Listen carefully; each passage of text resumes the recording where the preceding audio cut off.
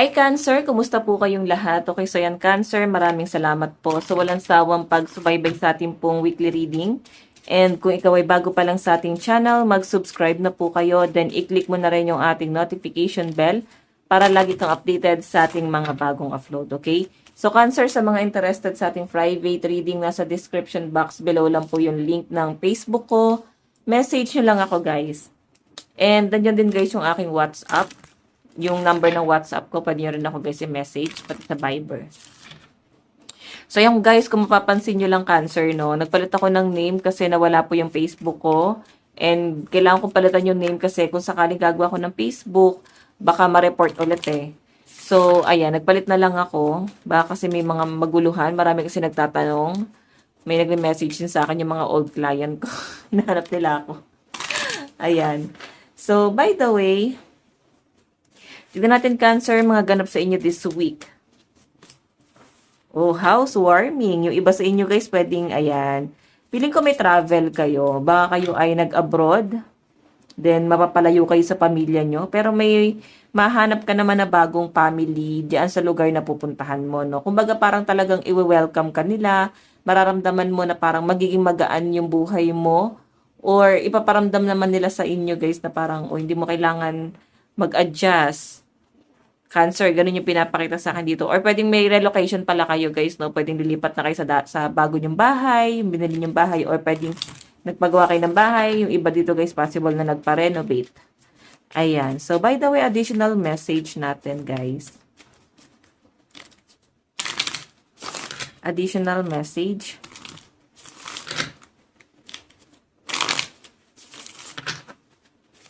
Additional message para po kay Cancer.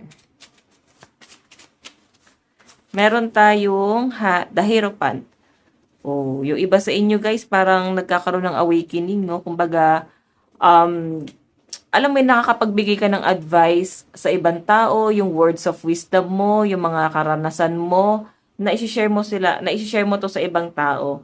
And maraming tao guys ang natutuwa dun sa mga words of wisdom mo, no? Maraming taong natutuwa dun sa kung paano ka mag-advise, kung paano mo siya guys, paano mo sila na-encourage. So, since the Hierophant to guys, maraming taong nakikinig talaga or willing makinig talaga sa mga advice mo. Okay, though uso naman na ngayon sa social media yung nag-a-advise, why not, 'di ba? Kung yan talaga yung gusto mong gawin or ito yung magiging forte mo, pwede kayo guys yung mag-share ng mga thoughts mo about sa social media. Kasi uso na yan guys, especially sa mga love life, no? So again, itong energy mo ng the Hierophant, nakikita kita na someone na marami kang taong na-encourage, no? Marami kang taong na parang na-educate, nabibigyan nyo sila guys ng pag-asa. Okay? So, meron tayo guys na Hermit. Based lang din sa experience. May mga Cancer dito guys na marami ka din pinagdaanan sa buhay. Kasi yung energy mo dito is the Hermit. Marami kang pinagdaanan sa buhay. Naging madilim din. Hindi rin siya guys naging madali. Kasi nagkaroon din talaga siya guys ng ups and down, no? Check pa natin additional message. Meron tayong reconcile. Oh, Cancer, merong gusto makipag-reconcile. Pero sa nakikita ko dito, ramdam niya na parang galit ka pa. Pero alam mo yung feeling na parang gusto pa rin guys maghabol sa inyo. Netong taong to. Parang medyo desperado or desperada itong taong to sa paghingi ng tawad sa inyo, Cancer. Parang lately, ito rin ba yung reading ko sa inyo sa monthly reading? And ito pa rin yung pinapakita rito. Merong someone dito na nagigilty, nakakonsensya, gusto niya humingi ng tawad sa inyo. Di niya alam kung paano start ng conversation sa'yo. Kasi ramdam niya na parang galit ka pa dito eh. Or pwedeng hindi ka na interesadong kausapin pa tong taong to. Kumbaga ikaw aware ka na eh. Alam mo na yung gagawin mo. So ano pa yung dapat niyang ipaliwanag sa inyo?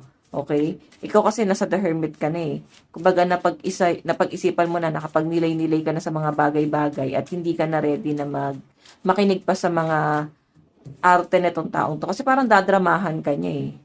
'Di ba? Dadaanin ka niya sa drama, iyak.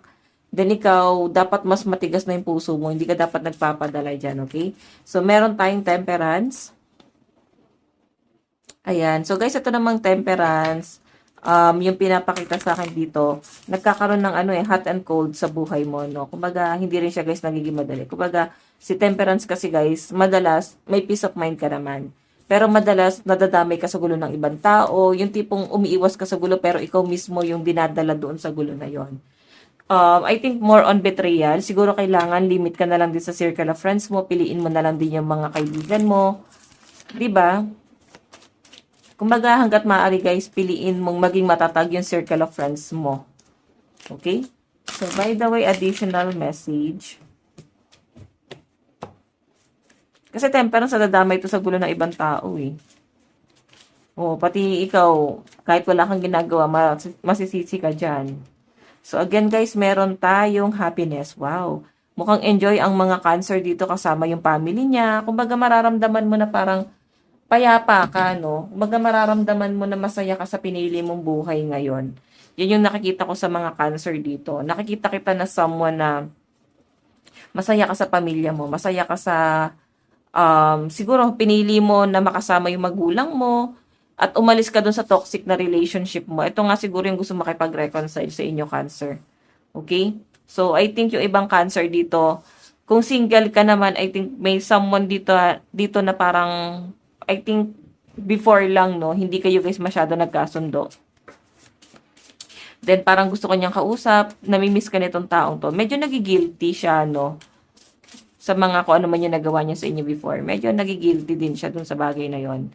Okay? So, actually, may mga Cancer dito na focus lang talaga sa sarili nila ngayon eh.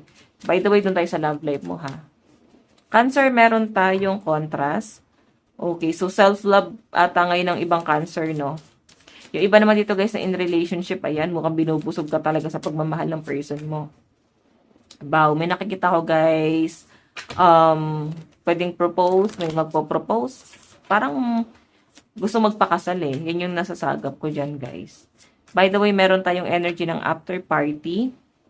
So, ito naman guys, after party, may celebration talaga. Sama yung family mo. Pwedeng napagtripan lang guys na magsalo-salo ninyong pamilya, no? Family gathering. Pwedeng reunion. Baka may maganap na ganyan. Okay? Tignan pa natin. Meron tayong starving. So, actually, yung ibang Cancer dito, parang di kayo ready na pumunta doon. Or pwede yung person mo, baka hindi siya ready. Baka ramdam niya na parang ayaw naman sa kanya ng pamilya nyo eh. Di ba, Cancer?